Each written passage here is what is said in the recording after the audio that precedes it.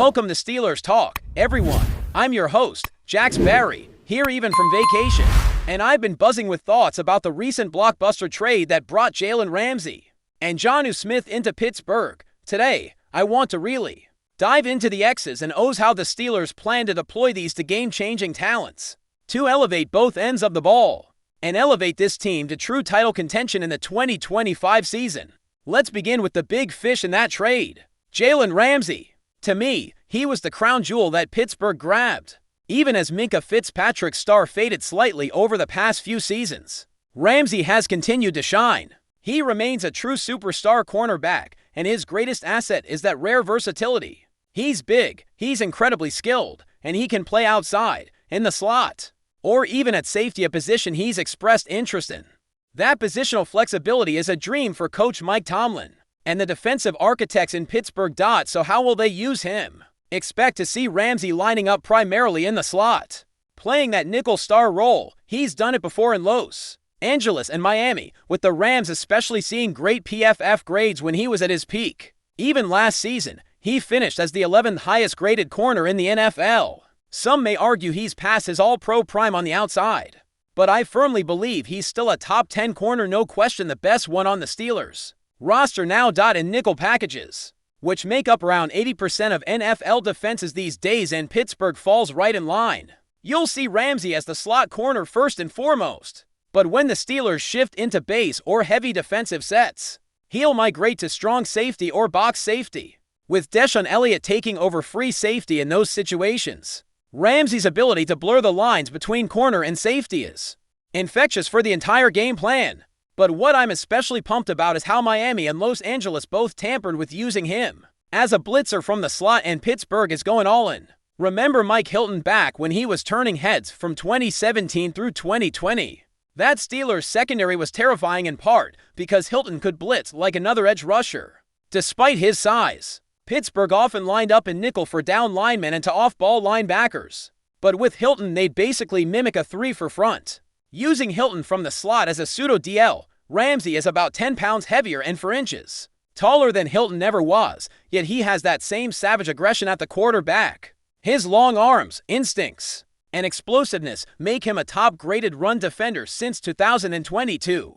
He'll be Pittsburgh's premier slot blitzer, and I wouldn't be shocked if he leads the NFL at the position in pressure rates. What this means for opponents is a nightmare. Not only do you have to contend with T.J. Watt and the edge rushers, but at any moment Ramsey could be coming off the slot on a blitz, presenting a new threat every snap. And even more daunting, you might not know where he is: slot, outside, safety, he's everywhere. Now, let's talk about free safety, because on paper, Pittsburgh loses an elite playmaker in Fitzpatrick. They brought in Juan Thornhill via free agency. Is he a downgrade? Maybe. Fitzpatrick is undeniably elite, but Thornhill comes with solid credentials. He played in Kansas City's championship defense, and even though he's had calf issues the past 2 seasons, he looked sharp during spring minicamp. He's healthy, competitive, over 100 pounds, and a reliable tackler with good speed.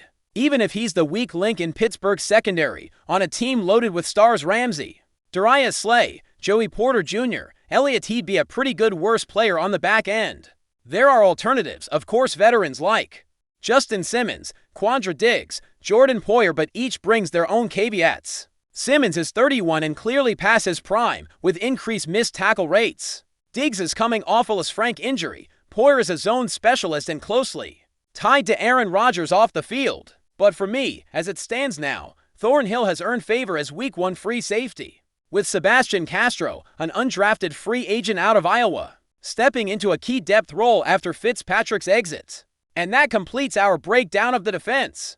Ramsey's multifaceted role as a slot man, blitzer, outside corner, and situational safety gives this defense an edge. It's not just good, it's intimidating. Contrast that with the offense. Yesterday's trade also brought Jonnu Smith to town, and he's a game changer there as well. Technically a tight end, Smith functions more like a big slot receiver or a yak machine yards after contact. He's a physical monster with elite athleticism and was among the league leaders in forced missed tackles. Think screens, RPOs, drags. Diggs whatever quick strike concepts fit Aaron Rodgers' style.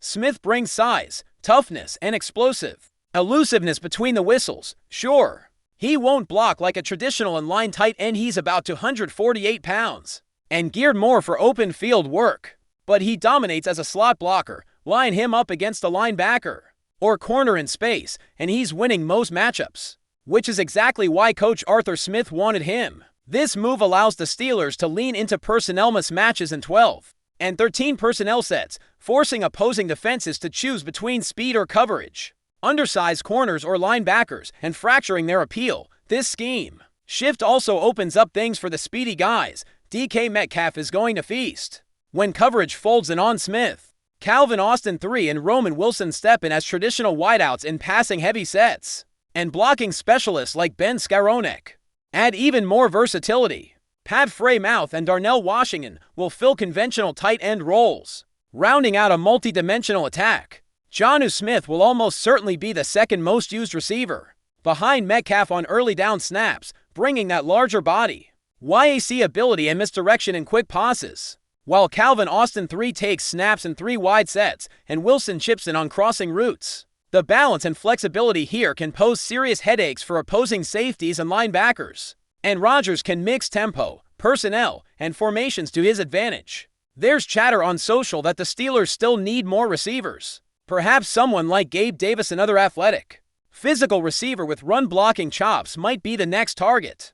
But as this trade stands, Pittsburgh's getting everything they wanted in this offseason: bolstered secondary talent, with versatile matchup nightmares and a fresh, dynamic playmaker for the offense in Smith. Factor in the impending TJ Watt extension, and this team is poised to make noise. So what do you think? Now that the dust is settling, how would you grade the trade? A, B, C, D, or F? Drop your thoughts in the comments section because I want to hear everything. And hey, if you're fired up about what the Steelers are building here, smash that like button and hit subscribe for daily free content. I'll give you everything you need even while I'm on vacation. Man, I never stop talking Steelers. Until next time, here we go, Steelers. Continuing from where we left off, let's dig deeper into the offensive evolution the Pittsburgh Steelers are about to undergo with the addition of Jonnu Smith. This isn't just a roster move, it's a shift in offensive identity. When you bring in someone like Jonnu, you're not thinking about using him like your average tight end. You're not asking him to be the next Heath Miller or to be a do-it-all inline blocker who sits on the line of scrimmage and chips edge rushers on every down.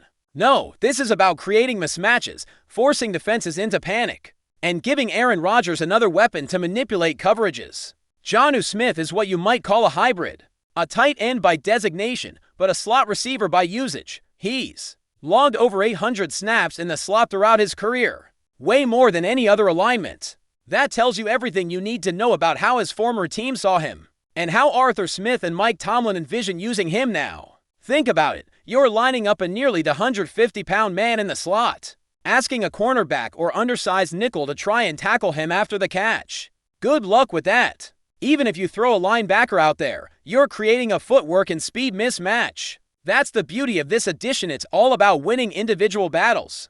Now let's talk scheme, because this isn't just about throwing bodies on the field. It's about Arthur Smith crafting a chessboard that's impossible to read.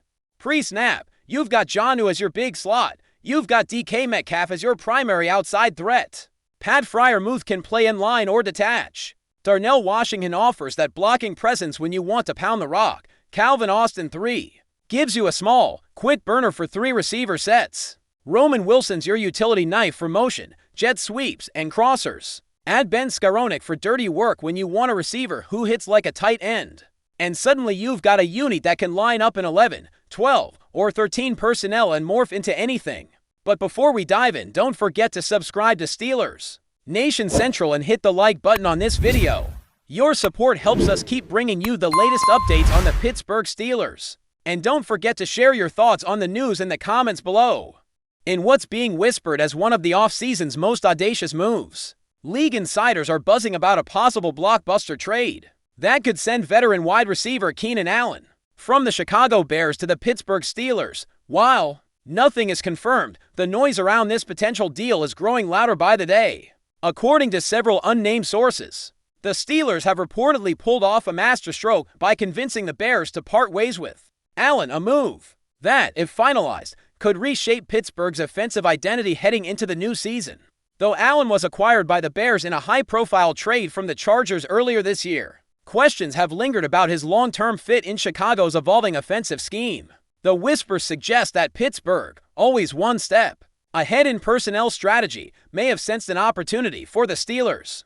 Bringing in Allen would mean adding a proven, reliable, and high IQ target to a relatively young receiving corps.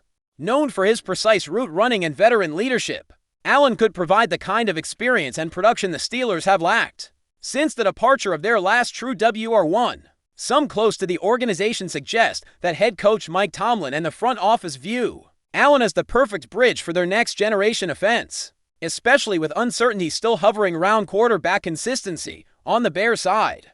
The motives behind potentially letting go of a player like Allen remain murky. Could it be cap space concerns, a deeper commitment to developing younger talent, or perhaps Allen himself expressed interest in joining a team with stronger playoff prospects? Whatever the reason, the possible exit of a star receiver just months after his arrival would raise eyebrows across the league. While no official statement has been made, the NFL rumor mill is churning, and all signs point to Pittsburgh making a serious push if this deal in the shadows becomes reality.